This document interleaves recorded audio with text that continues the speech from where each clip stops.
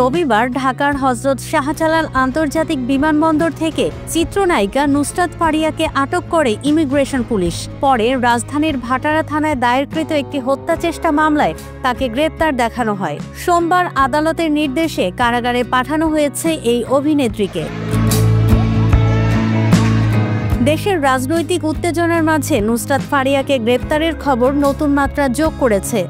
বলা যায়, talk of the কান্ট্রিতে রূপ নিয়েছে বিষয়টি। তার ভক্ত সহকর্মীরা প্রতিবাদ জানিয়ে সোশ্যাল মিডিয়ায় সরব হয়েছেন। নুসরাত ফারিয়াকে গ্রেপ্তারের ঘটনায় বিব্রত বলে মন্তব্য করেছেন চিত্র পরিচালক ও সংস্কৃতি বিষয়ক উপদেষ্টা মোস্তফা সরওয়ার ফারুকী। সোমবার ফেসবুকে দেয়া স্ট্যাটাসে তিনি লেখেন, আমি সাধারণত চেষ্টা করি আমার মন্ত্রণালয়ের কাজের বাইরে কথা না বলতে, কিন্তু আমার তো একটা পরিচয় আছে।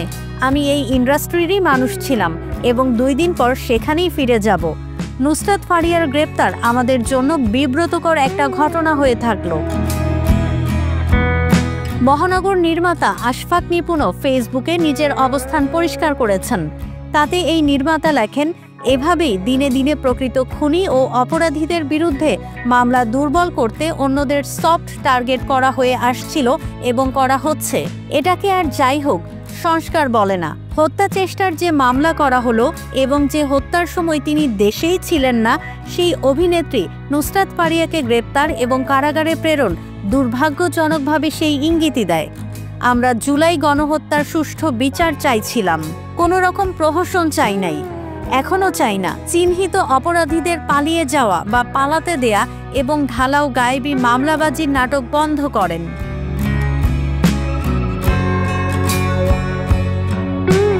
গত বছরের বৈষম্য বিরোধী ছাত্র আন্দোলনে সক্রিয় ভূমিকা রাখেন অভিনেত্রী আজমেরী হক বাঁধন। ফারিয়ার ঘটনা নিয়ে উদ্বিগ্ন বলে মন্তব্য করেছেন এই অভিনেত্রীও। সোমবার বাঁধন তার ফেসবুকে লেখেন, কি লজ্জা! ফ্যাসিবাদী শাসন ব্যবস্থা জনগণের সঙ্গে যা করেছে তার সঙ্গে এই মেয়েটির কোনো সম্পর্ক নেই। আমি পরিস্থিতি এবং ব্যবস্থা নিয়ে গভীরভাবে উদ্বিগ্ন। আমরা এমন দেশে বাস করি না যেখানে ন্যায় বিচার সাধারণ ব্যাপার, কিন্তু এটি সত্যি গ্রহণযোগ্য নয়। ফারিয়ার ঘটনা নিয়ে প্রশ্ন ছুড়ে দিয়েছেন ছোট পর্দার অভিনেতা খায়রুল বাশার। এই অভিনেতা বলেন, তিনি অভিনেত্রী, রাজনীতি করেন না।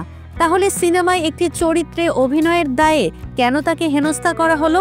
সরকারি আয়োজনে কোনো শিল্পী অংশ নিলে ভবিষ্যতে যদি অন্য সরকার তাকে দোষারোপ করে, তবে শিল্পীরা কোথায় দাঁড়াবে?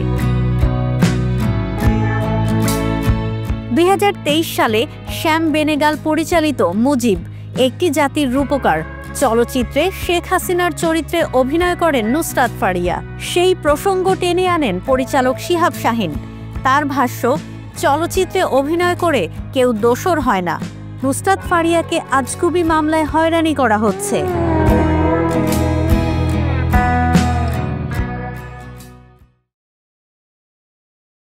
ওয়ালটন আবারও মিলিনিয়ার অফারে ওয়ালটন ফ্রিজ কিনে আপনিও হয়ে যেতে পারেন মিলিয়নিয়ার। মিলিনিয়ার ছড়াছড়ি দেশ জুড়ে, এটা শুধু ওয়ালটনই পারে।